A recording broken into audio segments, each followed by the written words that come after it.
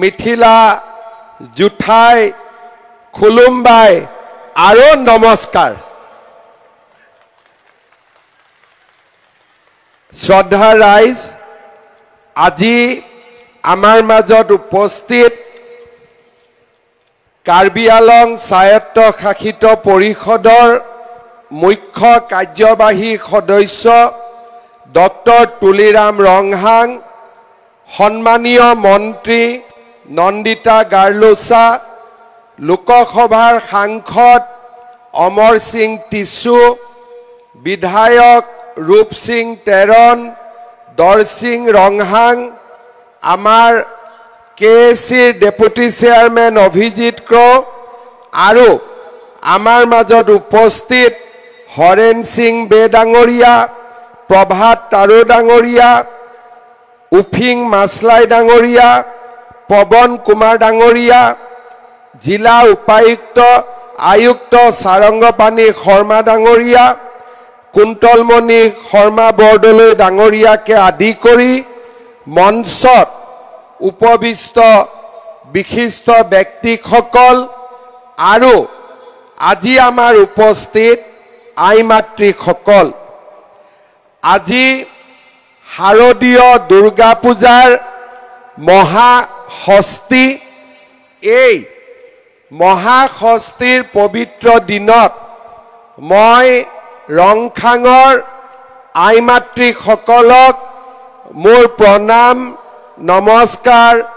আৰু সকলোকে কাৰ্ডম জনাইছো আজি আপোনালোক সকলোৱে জানে যে 19,000 এগৰাকী দুগৰাকী নহয় আমাৰ এই সভাত আজি 19,000 মহিলা ইয়াত উপস্থিত আছে আৰু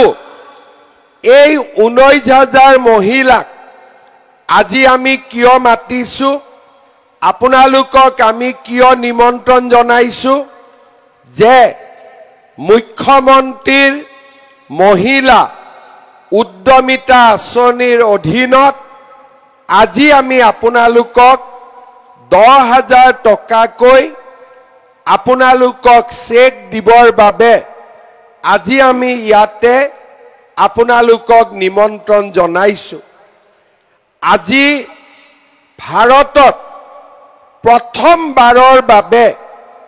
আমাৰ এখন আঁচনিয়ে ইয়াতে আমি আৰম্ভ কৰিছিলো আৰু এই আঁচনিখনৰ সুন্দৰ ফলাফল দেখি এই আঁচনিখন কেইদিনমান আগতে বিহাৰতো লৈ গৈ ইয়াক ৰূপায়ণ কৰা আৰম্ভ কৰিছে অৰ্থাৎ ইমান দিনে আমি আত্মসহায়ক গোটসমূহক গঠন কৰিছিলো আৰু আমি গ্ৰুপত মহিলাসকলক ৰিভলভিং ফাণ্ড দিছিলো ৰিভলভিং ফাণ্ডৰ পিছত আমি তেওঁলোকক বেংকৰ পৰা লোনো যোগাৰ কৰি দিছিলো কিমানটা গ্ৰুপে ৰিভলভিং ফাণ্ড পাইছিলে হাত দাঙকচোন ৰিভলভিং ফাণ্ড পোৱা গ্ৰুপ কিমান 25,000 টকাকৈ গোটত পোৱা কোন কোন মহিলা আছে হাত দাঙক ঠিক আছে বেংকৰ পৰা লোন লোৱা গ্ৰুপৰ ইয়াত কিমান সদস্য আছে যোনে বেংকৰ পৰা লোন পাইছে বেংকৰ পৰাও পাইছে তাৰ মানে আপোনালোকে প্ৰথমতে চৰকাৰৰ পৰা ৰিভলভিং ফাণ্ড পালে আৰু ৰিভলভিং ফাণ্ড পোৱাৰ পিছত আপোনালোকৰ বহুতটা গ্ৰুপে বেংকৰ পৰাও লোন লৈ বিভিন্ন কাম কাজ আমি গাঁৱত আৰম্ভ কৰিছো আমাৰ মনত এটা চিন্তা হৈছিলে আৰু ভাল চিন্তা আহিছিলে যে মহিলাসকলে গোটত ইমান সুন্দৰকৈ কাম কৰি আছে গতিকে এই মহিলাসকলক আমি যদি আৰু অলপ আগবঢ়াই দিও মহিলাসকলে গ্ৰুপৰ লগতে ব্যক্তিগতভাৱেও আৰু বেছি কাম কৰিবলৈ সুবিধা পাব নেকি অৰ্থাৎ আমাৰ গ্ৰুপটো চলি থাকিব আৰু গ্ৰুপৰ লগতে আমি নিজাকৈও কিবা নহয় কিবা এটা উৎপাদনমুখী কামৰ লগত জড়িত হম আমাৰ গোটেই অসমত গ্ৰুপত থকা মহিলাৰ সংখ্যা হৈছে 30 লাখ অলপ বেছিয়ে হ'ব যদি আমি নগৰ অঞ্চলৰ গ্ৰুপখিনিও ধৰি লওঁ আৰু ৰংখাঙত আমাৰ কিমান 19,000 গ্ৰুপ মানে 19,000 মহিলা মানে আমাৰ গ্ৰুপ কিমান 1,900টা 1,900টা আমাৰ গ্ৰুপ আছে আৰু এই গ্ৰুপত মহিলা আছে 19,000 এই 19,000 মহিলা যদি সকলোৱে কিবা নহয় কিবা ঘৰত কাম কাজ আৰম্ভ কৰে মৌমাখি পুহিলো গাহৰি পুহিলো গাই গৰু ৰাখিলো বা মোৰ স্বামীৰ যি ব্যৱসায় হাজবেণ্ডৰ যি কাম তাতে অলপ সহায় আগবঢ়ালো বা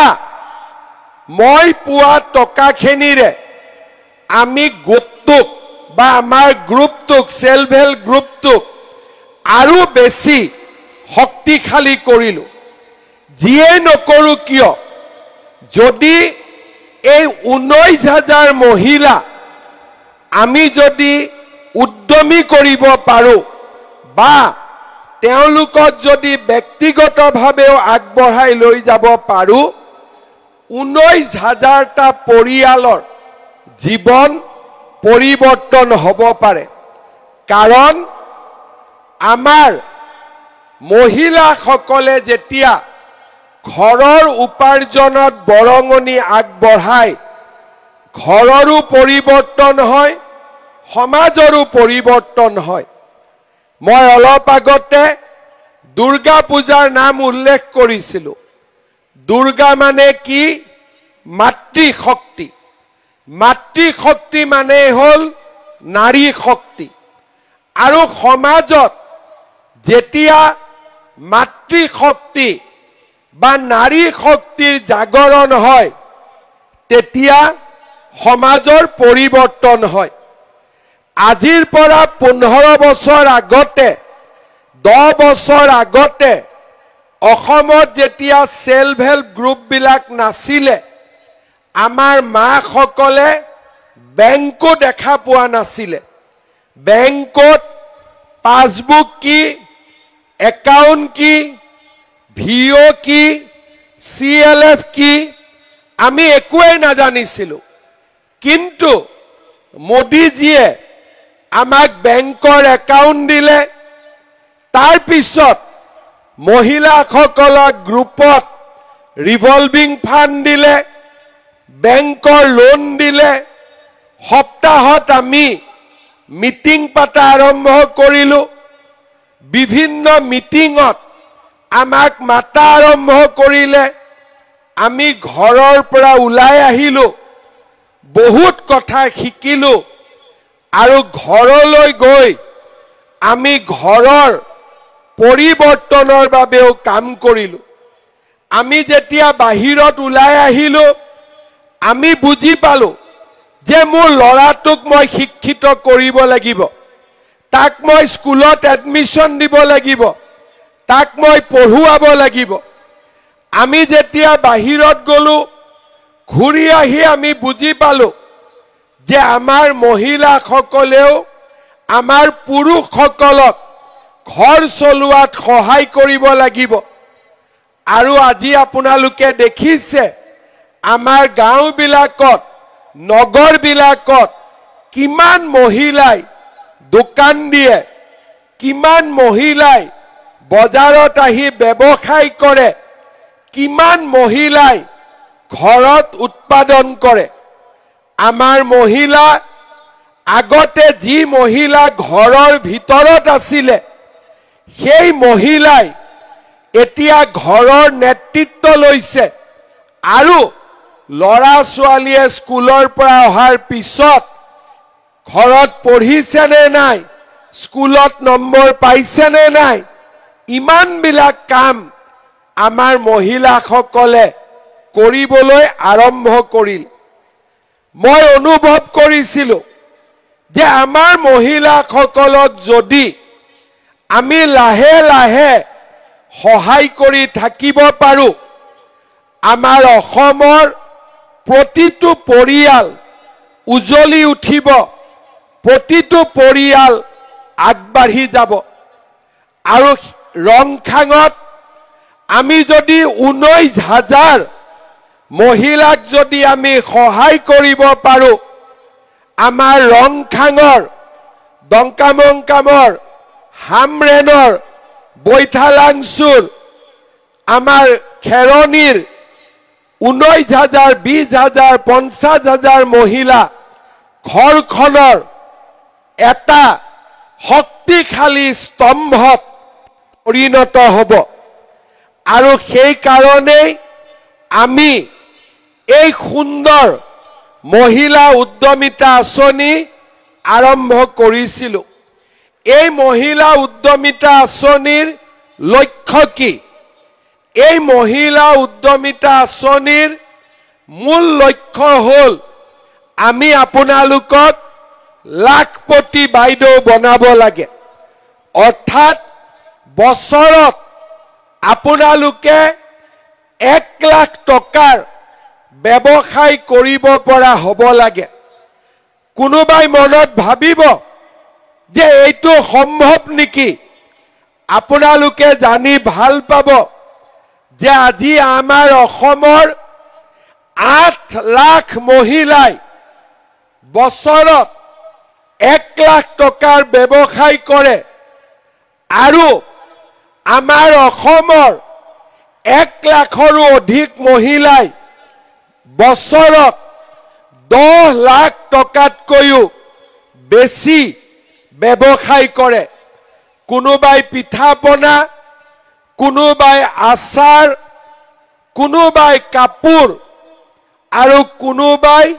মৌমাখি লাখপতি বাইদেউ হৈছে আৰু মহা লাখপতি বাইদেউ হৈছে আমাৰ মনত ইচ্ছা যে আমাৰ ৰংখাঙত আমি 19,000 লাখপতি বাইদেউ বনাব লাগে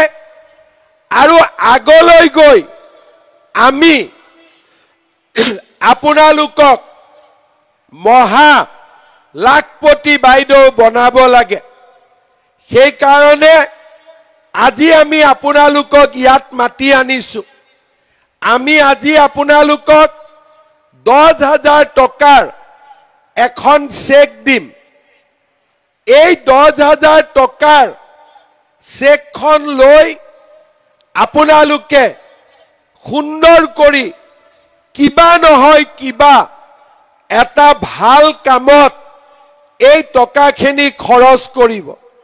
ভাল কাম মানে কি ভাল কাম মানে হ'ল যে এই টকাটো লোৱাৰ পিছত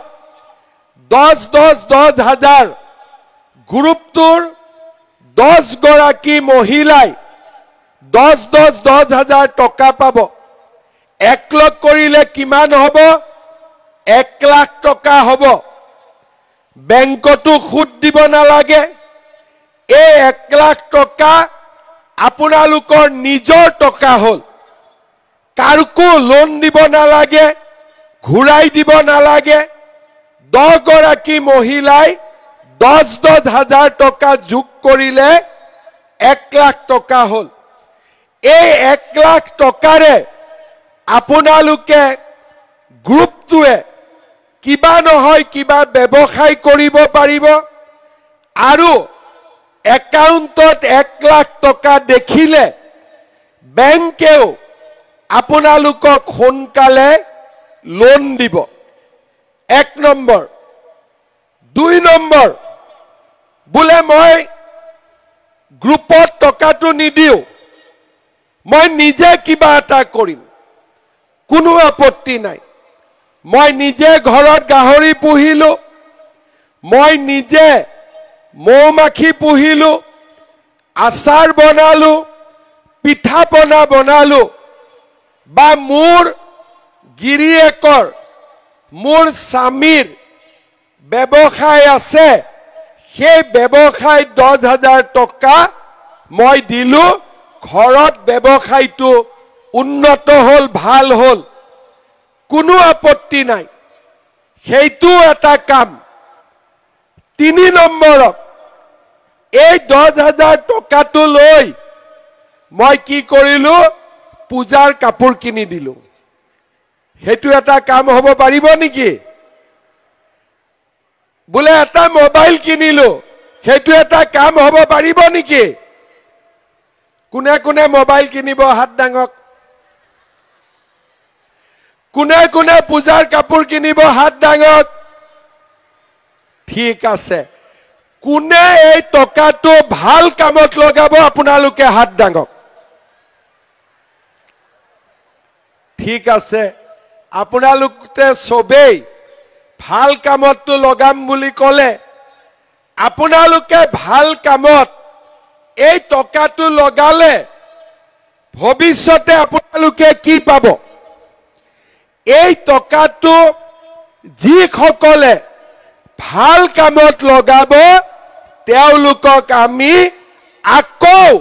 25,000 টকাকৈ আমি দিম। কিমান কৰি দিম? কিমান কৰি দিম? লাষ্টৰ ফালে কওক। আজি 10,000 টকাটো যিসকলে ভাল কামত লগাব তেওঁলোকক পিছত আমি আৰু 25,000 টকা দিম, আৰু 25,000 টকাটো যোনে ভাল কামত লগাব তেওঁলোকক আমি আৰু 50,000 টকা আমি দিম। বুজি পালে না আপোনালোকে? যদি ইমান ভাল খবৰ নাথাকিলেহেঁতেন মই ৰ'দত আপোনালোকক নামাতিলোহেঁতেন, চবে বিচনী মাৰি আছে, হয়নে নহয়? কিন্তু 10,000 টকাটো মই বেংকৰ একাউণ্টতো পঠাই দিব পাৰিলোহেঁতেন, কিন্তু আপোনালোকে বুজি নাপালেহেঁতেন যে পিছত আমি আৰু কি পাব পাৰো। অৰ্থাৎ এই আঁচনিখন হ'ল 3 বছৰৰ। প্ৰথম বছৰ 10,000, দ্বিতীয় বছৰ 25,000 আৰু তৃতীয় বছৰ 50,000। চৰকাৰে কিমান টকা খৰচ কৰিব লাগিব? 30 লাখ মহিলাক 10,000 টকা দিওঁতে আমি খৰচ কৰিব লাগিব 3,000 কোটি টকা। যেতিয়া 25,000 টকা দিম তেতিয়া আমি খৰচ কৰিব লাগিব 7,500 কোটি টকা, আৰু যেতিয়া আমি 50,000 টকা দিম তেতিয়া আমি 16,000 কোটি টকা আমি খৰচ কৰিব লাগিব। কিন্তু এই খৰচ কৰিলে আমাৰ কি লাভ হ'ব? 30 লাখ মহিলা লাখপতি বাইদেউ হ'ব, সকলোৱে উপাৰ্জনমুখী কামত নিজক জড়িত কৰিব পাৰিব, সমাজৰ পৰিৱৰ্তন হ'ব, আমাৰ সমাজখন আগবাঢ়ি যাব। শ্ৰদ্ধা ৰাইজ, আই মাতৃসকল, আজি 10,000 টকাটো আমাৰ ভিঅ বাইদেউসকল বহি আছে, তাতে অলপ পিছতে আমি ভিঅ বাইদেউসকলক চেকখিনি দি দিম। বাইদেউসকলে গ্ৰুপৰ সভাপতিক দিব, আৰু সভাপতিয়ে মিটিঙতে আপোনালোকৰ হাতত চেক কেইখন তুলি দিব। চেক আজিয়ে লৈ যাব নে নাযায়? যাব লাগিব নে নালাগিব আজিলৈ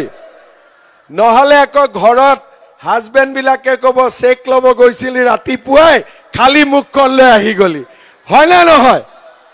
সেই কাৰণে অলপ কষ্ট কৰি হলেও আপোনালোকে চেকখন লৈহে যাব ঠিক আছে এতিয়া মই আৰু এটা আঁচনিৰ বিষয়ে ক'ব খুজিছো এইটো হল মহিলা উদ্যমিতা লাখপতি বাইদেউ অহা 7 অক্টোবৰৰ পৰা আপোনালোকে অৰুণোদয় আঁচনিৰো টকা পোৱা আৰম্ভ কৰিব 1250 টকা মাহত পাব আৰু যাৰ যাৰ ঘৰত গেছৰ কানেকশ্যন আছে তেওঁলোকক গেছৰ সিলিন্ডাৰ কিনিবলৈ আমি আৰু 250 টকা বেছিকৈ আমি দিম ভাল হ'ব নে বেয়া হ'ব 10,000 পালে মহিলা উদ্যমিতা 1250 পালে অৰুণোদয় আৰু যেতিয়া আপোনালোকে সিলিন্ডাৰ কিনিব পুতুং কৰি আৰু 250 টকা জমা হৈ যাব ভাল হ'ব নে নহ'ব আৰু অহা 1 নৱেম্বৰৰ পৰা কাৰ কাৰ ৰেচন কাৰ্ড আছে হাত দাঙকচোন বঢ়িয়া আপোনালোকৰো আছে ধুনীয়া ৰেচন কাৰ্ডত আমি বিনা পইচাত চাউল পাই আছিলো 1 নৱেম্বৰৰ পৰা আমি ৰেচন কাৰ্ডত চাউলৰ লগতে কম দামত দালিও পাম নিমখো পাম আৰু চেনিও পোৱা আমি আৰম্ভ কৰিম অলপ কষ্ট কৰি আহিলেও ভাল কথা শুনিব পাইছো নে নাই পোৱা কষ্টটো অলপ কমিছে নে নাই কথাখিনি শুনাৰ পিছত কমিছে বঢ়িয়া এতিয়া আপোনালোকক মই কি দিলো 10,000 দিলো 25 আৰু 50 আৰু দিম বুলি মই কথা দিলো মামাক বিশ্বাস কৰে নে নাই অলপ লাহেকৈ কলে দেখোন কৰে নে নাই অলপ জোৰ কৰি কৰে নে নাই বঢ়িয়া গতিকে ভাল কামত 10,000 টকাটো খৰচ কৰিব 25 আৰু 50 আৰু পাব 7 অক্টোবৰত মোবাইল বিলাক ঠিক কৰি ৰাখিব অৰুণোদয় টকা 7 অক্টোবৰত হুমুৱা আৰম্ভ হ'ব তাৰ পিছত আমি আপোনালোকৰ পৰা গেছৰ নম্বৰ বিচাৰি এখন ফৰ্ম দিছো ফৰ্মখন ফিলআপ কৰি দিব 250 টকাকৈ গেছ কিনিলে মাহত আপোনালোকে পোৱা আৰম্ভ কৰিব চতুৰ্থতে ৰেচন কাৰ্ডৰ দোকানীৰ পৰা 1 নৱেম্বৰৰ পৰা চাউলৰ লগতে দালিও ল'ব নিমখো ল'ব চেনিও ল'ব কম দামত ল'ব কিমান দামত ল'ব লাগিব আমি পেপাৰত দি দিম কম দামত হ'ব আপোনালোকে কম দামত দালি চাউল চেনি আৰু নিমখ আপোনালোকে কিনি ল'ব কি বাকি থাকিলে গেছ হল দালি হল চাউল হল চেনি হল নিমখ হল কি বাকি থাকিলে মিঠাতেল বাকি থাকিলে হয় নে নহয় অহাবাৰ বিজেপিক ইলেকশন জিকাই দিব মিঠাতেলটো পাই যাব হ'ব অলপ বাকি থৈ দিছো আৰু যাতে পিছলৈ কিবা এটা থাকে হয় নে নহয় কোনবাই মোক কৈছিল মামা তেলটো দিয়ক বলে অলপ বাকি থৈ দিছো যাতে পিছৰবাৰ মোক সবে ভোটটো দিয়ে হয় নে নহয় দিব নে নাই ভোট বিজেপিক ভোট দিব নে নিদিয়ে দিব লগতে ঘৰত হাজবেণ্ড বিলাককো ক'ব যে মই তেওঁলোকৰ কথাও কৈছো যাতে হাজবেণ্ডেও ভোট দিয়ে হয় নে নহয় হাজবেণ্ডে কাৰ কথা শুনে? আপোনালোকৰ কথা শুনে নে আপোনালোকে হাজবেণ্ডৰ কথা শুনে? আধা আধা নে আপোনালোকৰ বেছি শুনে? ঠিক আছে, বেছি কম দুইটাই হ'ব নালাগে, আধা আধাত থাকিলে হৈ গ'ল, হয় নে নহয়? আধা আধাত থাকিলে হৈ যাব। আৰু আপোনালোকে আজি ঘৰত গৈ মই কোৱা কথাখিনি আপোনালোকে আপোনালোকৰ হাজবেণ্ড সকলকো ধুনীয়াকৈ বুজাই দিব। দিব নে নিদিব? সকলোৱে দিব নে নিদিব? বঢ়িয়া। আজি মই আৰু দীঘলীয়াকৈ নকওঁ, কাৰণ চেক লৈ প্ৰথমতে ভিঅ' বাইদেউ, তাৰপিছত গ্ৰুপৰ সভাপতি, তাৰপিছত আপোনালোক 2 ঘণ্টামান সময় লাগিব। সেইকাৰণে মই দীঘলীয়াকৈ নকওঁ। আপোনালোকে বহুত দূৰৰ পৰা আহিছে, আকৌ গাঁৱলৈকে যাবও লাগিব, হয় নে নহয়? গতিকে সকলোকে মই আকৌ এবাৰ আপোনালোকক কাৰ্ডম জনালো, সেৱা জনালো। মিথিলা, খুলুমবাই সকলোকে নমস্কাৰ জনালো। আৰু অহাবাৰ যেতিয়া আকৌ 25,000 টকাটো লৈ আহিম, তেতিয়া আমি আৰু কথা পাতিম। কিন্তু ধুনীয়াকৈ গ্ৰুপ কেইটা চলাই থাকিব আৰু এই 10,000 টকা খুব ধুনীয়াকৈ সকলোৱে ব্যৱহাৰ কৰিব। আকৌ এবাৰ আপোনালোকক ধন্যবাদ জনাই মই মোৰ বক্তব্য সামৰণি মাৰিছো। মোৰ লগত একেলগে ক'ব, ভাৰত মাতা কি, ভাৰত মাতা কি জয়। নৰেন্দ্ৰ মোদী, নৰেন্দ্ৰ মোদী। বহুত বহুত ধন্যবাদ। জয় হিন্দ, বন্দে মাতৰম।